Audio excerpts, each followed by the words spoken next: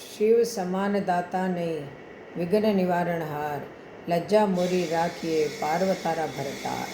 बोलो कैलाशपति महादेव की जय हो, कार्तिक महात्म्य की जय हो। आज कार्तिक महात्म्य का 5वां अध्याय। प्रथु बोले, हे मुनि, तुमने कार्तिक मास महात्म्य का वर्णन किया है, अब इस महीने के स्नान की विधि और नियम कहिए। तो नारद जी बोले, हे राजन, तुम विष्णु के अंश से उत्पन्न हुए हो, तुमसे कोई बात छिपी नहीं है, तथापि मैं नियमों का वर्णन करता हूँ। अश्विनी मास में शुक्ल पक्ष की एकादशी से सावधान होकर कार्तिक के व्रतों को प्रारंभ करें। एक प्रहर रात्रि शेष रहे तब प्रतिदिन उठें और जल का पात्र लेकर ग्राम से बाहर उत्तर को जाएं। जनेऊ को कान पर चढ़ाकर उत्तर को मुख करके भूमि पर तृण बिछावें और सिर को कपड़े से ढक लें। मुख को बंद कर थूकना और सांस लेना बंद करके मल मूत्र का त्याग करें। जो रात्रि हो तो दक्षिण को मुख करें। जो मल मूत्र विसर्जन करके कोष्ठ यानी पेट की शुद्धि और दातुन मंजन द्वारा मुख शुद्धि नहीं करते हैं, उनके मंत्र फलदायक नहीं होते हैं, इसलिए दातुन करना उचित है। दातुन लाते समय वृक्ष से कहें कि वनस्पति हमको आयु, बल, यश, तेज, संतान, द्रव्य, वेद पाठ की शक्ति और बुद्धि दें। इस धारणा को रखकर कूलर आदि किसी दूधिया वृक्ष की 12 अंगुल लंबी दातुन लावें। व्रत के दिन ऐसा न करें। प्रतिपदा, षष्ठी, अमावस्या, नवमी तिथियों और रविवार तथा चंद्र सूर्य ग्रहण के दिन दातुन न करें। कटेरी, संबालू, कपास, पीपल, वट, अरंड और गंधहीन वृक्षों की दातुन न करें। तदनंतर स्नान करके विष्णु और शिव के मंदिर में प्रसन्नता और विधि पूर्वक अर्ध, गंध, पुष्प, तांबुल, फल अर्पण करें। वहाँ भगवान की मंत्रादि से स्तुति करके नमस्कार करें और भजन गावें। देवालय में भजन कीर्तन करने वाले विष्णु स्वरूप होते हैं। जैसे सतयुग आदि में तप, यज्ञ, दान आदि भगवान को तुष्टि करने वाले हैं, वैसे ही कलयुग में भक्ति पूर्वक भजन कीर्तन मोक्ष देने वाले होते हैं। नारद जी बोले, सीरस, दतूरा, कटेर, मल्लिका, सेमर, आग, कनेर के फूल तथा अक्षतों से विष्णु की पूजा नहीं होती है। जयकुंद, सिरस, चमेली, मालती, केतके आदि के फूलों से सूर्य की पूजा लक्ष्मी के चाहने वालों को करना उचित नहीं है। यथा योग्य विधि से ही देवताओं की पूजा करके भगवान से क्षमा प्रार्थना करें कि हे सुरेश्वर, हे देव, मैंने मंत्रहीन भक्ति की और क्रियाहीन पूजन किया है, वह परिपूर्ण हो गए। फिर प्रदक्षिणा करके दंडवत करें, फिर क्षमा प्रार्थना करके गान करके समाप्त करें। जो कार्तिक की रात्रि में विधि पूर्वक विष्णु और शिव का पूजन करते हैं, वे अपने पूर्वजों सहित निष्पाप बैकुंठ को चले जाते हैं। इतनी कार्तिक महात्म्य का 5वां अध्याय समाप्त। अब मैं आपको तुलसी जी की कथा सुना रही हूँ। कार्तिक के महीने में सब कोई तुलसिया माता को सींचने जाती।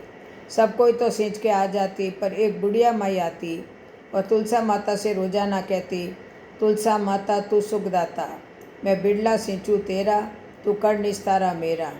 तुलसा माता अड़वा दे, लडवा दे, पीतांबर की धोती दे, मीठा मीठा घास दे, बैंकुट का वास दे, चटके की दाल दे, पटके की मौत दे, चंदन की काट दे, झालर की झनकार दे, साईं का राज दे, दाल भात का जीमन दे, 11 का दिन दे, कृष्ण का कांधा दे। इतनी बात सुनकर तुलसा माता सूखने लगी। एक बार भगवान कृष्ण ने पूछा कि तुम्हारे पास तो इतनी औरतें आती है, तुम्हें जिमावे गावे तो भी तुम कैसे सूखने लगी?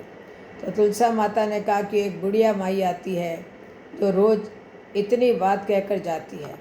मैं और तो सब कुछ दे दूंगी, पर आप कृष्ण जी का कांधा कहाँ से दूंगी? थोड़े दिन बाद बुढ़िया मर गई। सब कोई उसको उठाने लगे, पर वह इतनी भारी हो गई कि उठे ही नहीं। सब कोई कहने लगे, पाप गाट की माला फेरती होगी जिससे इतनी भारी हो गई। भगवान बूढ़े ब्राह्मण का रूप धारण कर आए। सबसे पूछने लगे, इतनी भीड़ क्यों हो रही है? सब बोले, बुढ़िया मर गई है, पापनी थी इसलिए किसी से भी नहीं उठती। जब भगवान बोले कि इसके कान में मुझे एक बात कहने दो तो यह उठ जाएगी। सब ने कहा कि तू भी मन की कर ले। भगवान ने जाकर उसके कान में कहा, बुढ़िया माई, तो मैं बिड़ला सींचूँ मेरा, मैं करूँ निस्तारा तेरा। बुढ़िया माता अडवा ले, लडवा ले, पीतांबर की धोती ले, मीठा मीठा ग्रास दे, पैकुट का वास ले, चटके की चाल ले, पटके की मौत दे ले, चंदन की काट ले, झालर की झिनकार ले, साईं का राज ले, दाल भात का जीवन ले, कृष्ण का कांधा ले। इतना सुनते ही तो बुढ़िया माई हल्की हो गई। भगवान कंधे पर ले गए, उसकी मुक्ति हो गई। तुलसिया माता जैसी बुढ़िया की मुक्ति करी, वैसी हमारी भी करना। जैसे उसको कंधा दिया वैसा सबको देना। बोलो तुलसी माता की जय हो। आज आपको सोमवार की कथा सुना रही हूँ। शिवजी ने पार्वती जी से कहा कि मैं दुनिया का खेल देखने जा रहा हूँ। पार्वती जी बोली मैं भी साथ चलूँगी। शिवजी ने कहा कि रास्ते में भूख प्यास लगेगी, आप कहाँ चलोगी? पर पार्वती जी ने जिद पकड़ ली। तब दोनों जने नांदिए पर चढ़कर बाजार में निकल गए। काफ़ी लोग उनको देखकर हंसने लगे, बोले कि जोगी बना है, नांदिए को बोझ से मार दिया, औरत को भी साथ बिठा दिया है। थोड़ी दूर जाकर शिवजी पैदल चलने लगे। थोड़ी दूर गए कि फिर लोग हंसने लगे, बोले देखो देखो जोगी बना है, आप तो पैदल चल रहा है और औरत को बैल पर चढ़ा रखी है। आगे जाकर शिवजी नांदिए पर बैठ गए और पार्वती जी पैदल चलने लगी। फिर सब बोलने लगे कि आप तो बैल पर बैठा है और औरत पैदल दौड़ती जा रही है। बाद में शिवजी गाछ के नीचे तकिया लगाकर सो गए। औरत वहाँ से निकली और बोली कि देखो रामियो योगी बना हुआ है, फिर भी तकिया बिना नहीं सोता है। औरतें चली गई तो शिवजी ने तकिया निकाल दिया। थोड़ी देर बाद वही औरतें वापस आई और बोली कि समय को कितना इसको रामैया को कितना गुस्सा है, हमने बोल दिया इसलिए तकिया निकाल दिया। औरतें आगे चली गई। शिवजी ने पार्वती जी से कहा कि दुनिया का खेल देख लिया ना, आदमियों को कहीं भी चैन नहीं है। शिवजी ने कहा कि अब वापस चलते हैं, वहीं चलकर खाएंगे। थोड़ी दूर चले तो पार्वती जी बोली मुझे तो प्यास लगी है। शिवजी बोले मैंने तो तेरे को पहले ही मना किया था कि मेरे साथ मत चलो, तेरे से नहीं चला जाएगा। परंतु पार्वती जी तो वहीं पर बैठ गई, बोली कि मुझे तो पहले पानी पिलाना पड़ेगा। तब शिवजी ने जटा खोलकर गंगा बहा दी। शिवजी, पार्वती जी और नांदिया ने बैठकर जल पी लिया। थोड़ी दूर और आगे गए तो पार्वती जी बोली मुझे तो भूख लगी है। शिवजी बोले कि मैंने तो तुम्हें पहले ही मना किया था कि तुमसे नहीं चला जाएगा, तो कि तुम नहीं मानी। तब शिवजी पार्वती जी एक बुढ़िया माई के यहाँ गए और बोले माई अलख राम। बुढ़िया ने माई ने पूछा अलख राम को क्या चाहिए? शिवजी बोले कि खीर खांड के भोजन चाहिए। बुढ़िया माई बोली कि मेरे तो घर में भी खाने वाले बहुत हैं, मैं तेरे लिए कहाँ से लाऊँ, कहाँ तक करूँगी? आगे दूसरी बुढ़िया माई के गए, बोले कि बुढ़िया माई अलख राम। बुढ़िया माई ने पूछा अलख राम को क्या चाहिए? शिवजी बोले खीर खांड के भोजन चाहिए। बुढ़िया माई बोली आओ महाराज बैठो, बाहर से सामग्री लाने के लिए चल दी। शिवजी ने पूछा बुढ़िया माई कहाँ जा रही है? तो बुढ़िया माई ने कहा कि सामग्री ले आऊँ। तब शिवजी बोले कि पहले तेरे घर में तो देखा तो सारी चीज़ों का ठूंठ भंडार भरा हुआ था। तब बुढ़िया माई ने बहुत रसोई बनाई और 2 पनवाड़े शिवजी पार्वती जी के परोसे और 1 पनवाड़ा नांदिए का पुरसा। तब शिवजी बोले कि 3 बखवाड़े और परोसो। तो बुढ़िया माई ने पूछा कि और कौन जिम्मेगा? शिवजी बोले कि एक तेरे बेटे का, एक तेरी बहू का और एक तेरा। बुढ़िया माई बोली महाराज मेरे बेटे बहू कहाँ हैं? शिवजी बोले कि पीछे घूमकर देखो।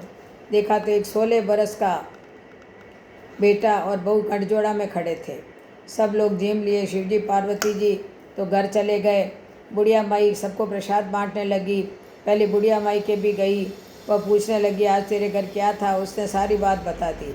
पहले बुढ़िया माई बोली कि वो तो मेरे यहाँ भी आए थे, अब कहाँ गए हैं? मेरा लेगा और तेरा देगा, और पीछे भागी। पार्वती जी ने कहा कि महाराज देखो वो बुढ़िया माई दौड़ती आ रही है।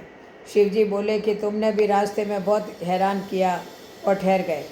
बुढ़िया माई आई और बोली कि मेरे से लेगा और उसको देगा। शिवजी बोले कि मैंने तो किसी से भी नहीं लिया, तूने ना करी तो मैं तेरे ना हो गई। उस बुढ़िया माई के सब कुछ हो गया। बुढ़िया माई बोली कि मेरे घर में कुछ भी नहीं रहा। तब शिवजी बोले कि तेरे धन में से आधा दे देगी तो तेरे सब कुछ हो जाएगा। बुढ़िया माई बोली कि दे दूँगी। उसके भी वैसे ही धन हो गया।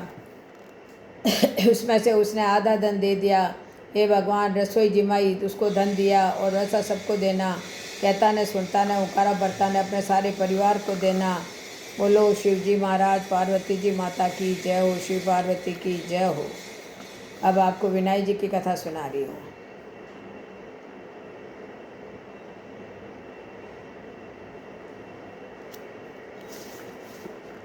एक अंधी गरीब बुढ़िया माई हमेशा गणेश जी की पूजा करती थी। उसके एक बेटा व एक बहू थी। गणेश जी उसकी पूजा से बहुत प्रसन्न थे। उन्होंने बुढ़िया से कहा, बुढ़िया माई क्या मांगना चाहती है? तो बुढ़िया माई ने कहा कि मुझे तो मांगना नहीं आता है, आप ही बताएं क्या मांगो। तो गणेश जी बोले, अपने बेटे बहू से पूछ ले। बुढ़िया ने बहू से पूछा तो वह बोली, सासू जी पोता मांगना, तुम्हारी अंगुली पकड़ कर चलेगा। बेटे से पूछा तो बेटे ने कहा, माँ हम गरीब है, धन दौलत मांगे। बेटे एवं बहू की बातों ने बुढ़िया माई को भ्रमित कर दिया। बुढ़िया माई ने सोचा कि यह तो दोनों अपने मतलब की मांग रहे हैं, तो पड़ोसन को जाकर पूछा। तो पड़ोसन ने कहा कि क्यों तू धन मांगे, क्यों पोता मांगे, थोड़ा दिन तो जिंदा रहना है, सो आंखें मांग ले। घर आकर बुढ़िया माई ने सोचा कि बेटा बहू खुश होते हो वो ही मांगना चाहिए, अपने मतलब की भी मांगनी चाहिए। दूसरे दिन गणेश जी आए, बोले कि बुढ़िया माई कुछ मांग लो। तो बुढ़िया माई बोली, आँख दे जिससे सोने के कटोरे में दूध पीता पोता दिखे, अमर सुहाग दे, निरोगी काया दे, 9 करोड़ की माया दे, बेटा पोता पड़पोते, दुनिया में भाई भतीजे, सारा परिवार को सुख दे, मोक्ष दे।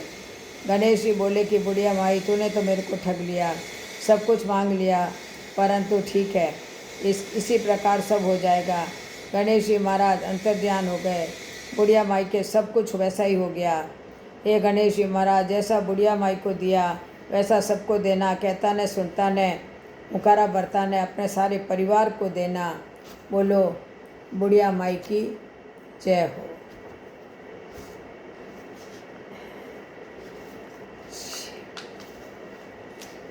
गणेश जी की जय हो, विनायक जी की जय हो।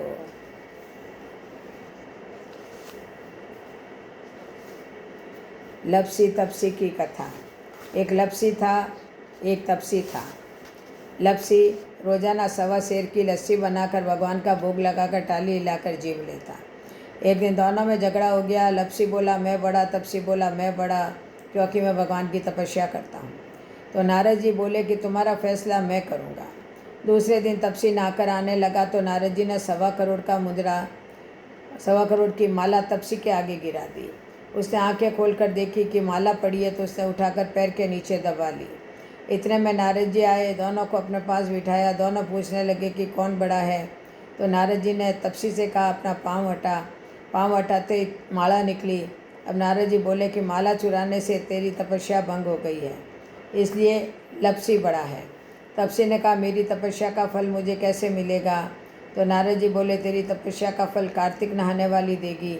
सब कहानी कहकर तेरी कहानी नहीं कहेंगे तो कार्तिक का फल तुझे हो जाएगा।